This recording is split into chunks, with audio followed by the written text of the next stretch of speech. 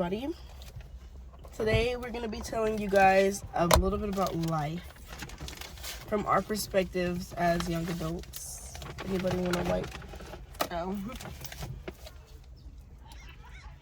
Okay, so we have our special guest. I know. We have a special guest with us, Sana. Hi. My best friend. So basically we're just going to be telling you guys about life and how it is for us as young adults. So I'll start off about life by saying that a lot of things that I've noticed, people say, oh, it's going to be hard when you get to this and get to that. I've noticed that actually it's really not that hard. The things that they said would be hard, but there were other things that were hard. Like, for example, people said that parallel parking was going to be hard. Another thing that people said was hard, that wasn't hard, was high school. High school was not hard. The work wasn't hard. What about you guys? High school is hard. What was something that people said was going to be hard, but it wasn't hard? High school, work. Like the work itself is not hard. Keeping up with the work may be harder for people, but the work itself is not hard. What about you?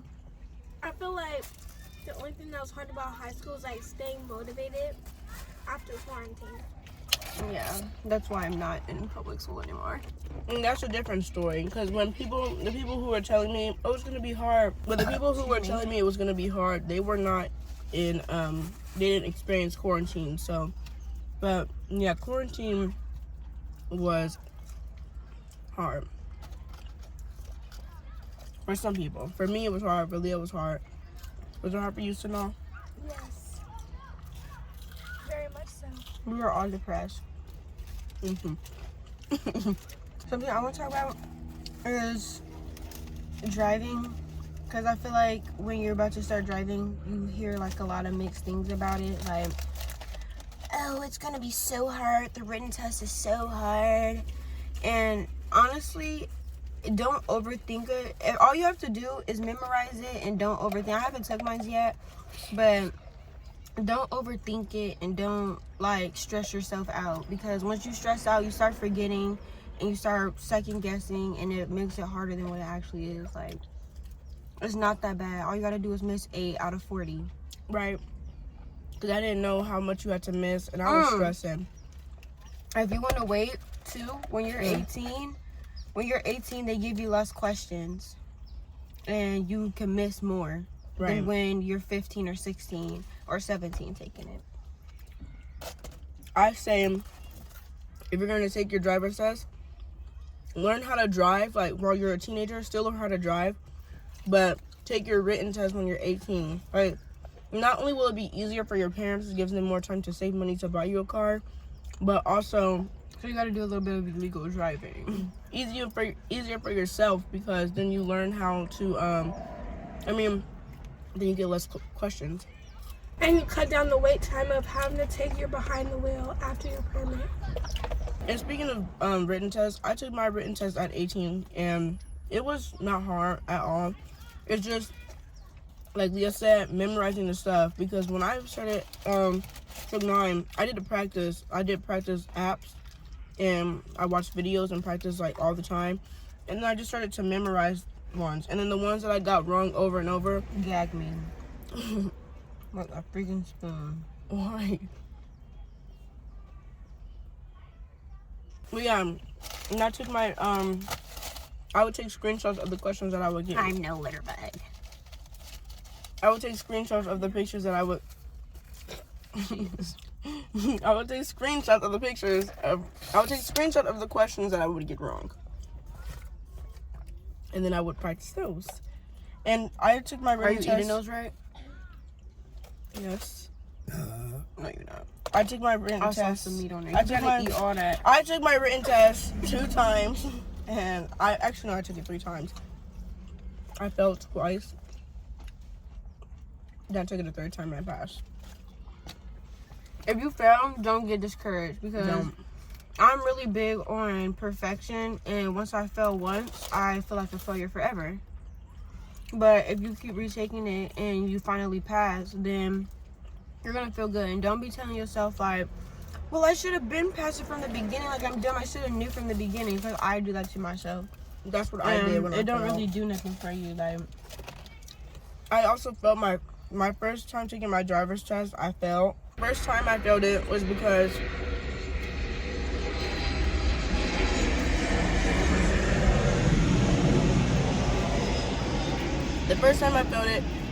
I was driving and everything was going perfect, and then there was a stop sign, like a two-way stop sign. So it was a four-way thing. So right here, stop sign, in front, stop sign, and then cars can drive through.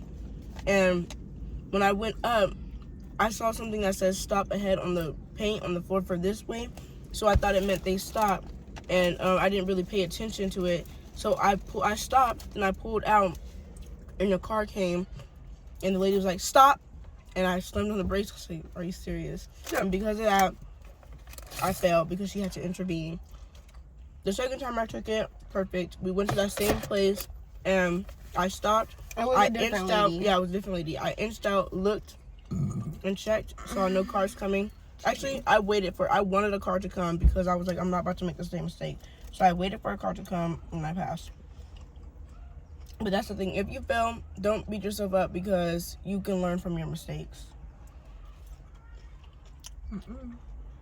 Advice for middle schoolers. Well, you got advice for elementary kids going to middle school, or for middle schoolers? Middle school in general. Elementary going to middle. Do not change who you are and try to like fit in like with all the older kids, or just changing who you are, because when you get older, that none of that's going to matter. And I feel like if you change who you are, you're going to either ruin relationships because you're trying to either be popular and be messy, or you're not going to be happy. So do not change who you are, please. Right. I feel like a lot of kids go through depression in middle school. Like, it starts in middle school because of it's middle school. Like, people switch up a lot in middle school. But like, if you're going through something, speak out so you don't harm yourself, or you don't harm others, or you don't get like sad. Because growing up in middle school, I knew a lot of people that would harm themselves, and I was depressed myself. And I tried to speak up about it, but some people didn't want to listen to me. They told me I was not. But anyways. And I say, like, fine. Like, you don't have to have a lot of friends. Like, you can have one or two good friends that you trust, and that can be like your bonds to your older. Because I feel like I had a lot of friends, but I don't talk to a lot of those people nowadays. And I had Leah as one of my good friends, my best friend since 7th grade. And honestly, like, I feel like if I was going around trying to be everybody's friend, then I would not have any friends now. I will say too, because this happened with us, if somebody is like talking about you, like, honestly, I don't even want to say, don't listen to what people say, because you're going to talk about somebody. Like, it's going to happen. You're going to have your opinions about somebody, whether you're saying something negative or positive. Like, at the end of the day, see the bigger picture. And if you feel like you want to, like, I don't know, if you can see more out of it, be friends with them. It's just like, I don't even know how to compare that, but if somebody's talking shit about you, it is what it is. Especially because we're older and we said stuff about each other when we were younger to like other friends. It's like, no, you did too. Don't even do me. But it's what it is. Like, look at us. We're not even friends with them. Ooh. We're not friends with the other girls no more. So it's just us. So That's beautiful. that's our story. On my side, I was in middle school.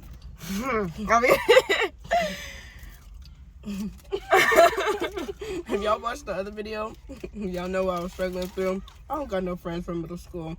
All them scallywags, I left in the past. I'm not being friends with them no more. We're not going to bring up how some of them still trying to reach out. You'll never be important. If any of you guys that know me from middle school are watching this video and you heard me just say that, I left those friends behind, and it was for the better good. The greater good. It was really good for me. I needed it. So, if you're in elementary going to middle school, yeah, don't change. Stay true to yourself. Middle I school, true was to gonna yourself. say, so I had a friend that I was friends with since we were little, and we stopped like being as close. We're gonna cut this out. No, We were not. So I moved up the camera. I said, Since I was little, and we stopped being close like around 7th grade. And I say this: you don't have to be friends with somebody just because you're family friends or you've known them forever. Because at the end of the day, at least I know for me, people like switch up, and just because you guys were friends when you were younger, and you grow up and you see the world for how it is and different perspectives, things that they do and say, you don't have to agree with just because you guys are friends forever.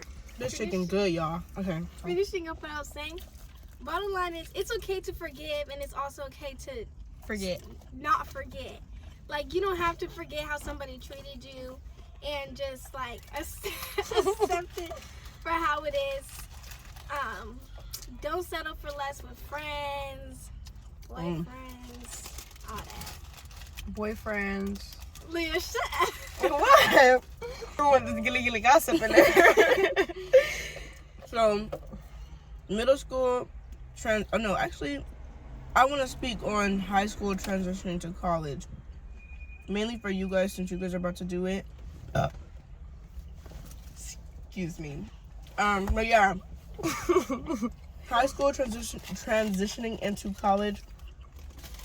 Things that I feel like I knew a lot.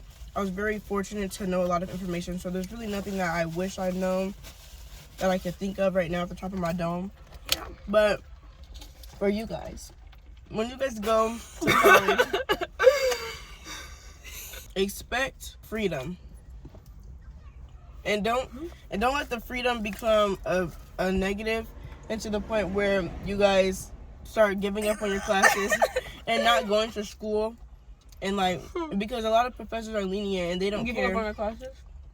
They don't care if you don't show up. Like, some of them do, but some don't. So don't let it become a thing. And for seniors, when you're doing your college applications, do not let nobody make you feel bad if you don't apply to Cal States or UCs, or if you just want to go to community. That is completely fine. Or Alabama States. So don't let nobody, like, out of state, like, don't let nobody make you feel bad because that's not what you want to do. Because I feel like parents and people that raise you, they may feel like, oh, well, we raised you so you can go on and do this and you didn't do that. But it's like, do they got the money to pay for it? Exactly, because Who when wants they to go make into you debt? scrape up that money, you gonna take out your retirement to pay for my dorm? So yeah, I say if you want to go to community, go to community, because like in California, what is it, the Long Beach Promise? Mm-hmm. Yeah. California Promise. The California Promise, you go to community They changed it, right? for free after high school. A lot of colleges do that. Like, if you're from the state, you get money off. Yeah, out of state tuition is no joke. Like, that's why I'm staying in state. Mm-hmm. But I'm going to a 4-year. I would love to go to community, but I'm trying to get out. I went to, if you do, like, one of the things about California, I don't know if it's like this for other places, probably, but you could do 2 years free. Oh.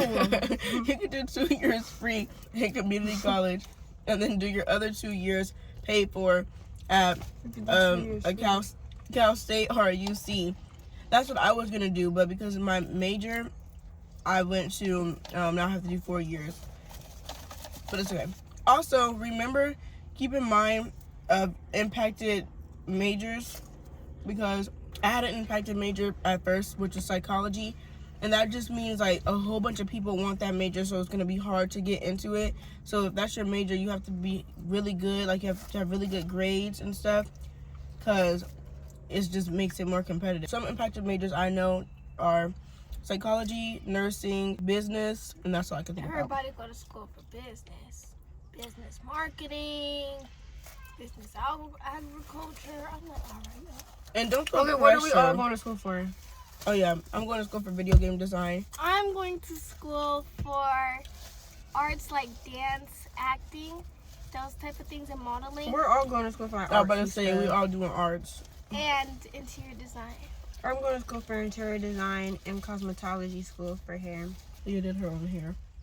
Yeah, she's such an icon for that. I really want to get good at everything, and not even to like make a career out of it, more so for when I have children. Like I want to become good at doing nails, hair. And I want to educate my kids, like, with my knowledge. Like my dad did for me, Layla. Like, he educated what he knew from his childhood, plus what he learned over his years of just growing up. And he taught us, and I think that's why we're very self-aware and like a lot like knowledgeable compared to other people. And it's just like, I'm happy I didn't and when I get say an compared to 8 other people, I'm not trying to do too much, but like I know some people that they're not really there. Yeah, she's name. It's not Sanong. She's very well raised.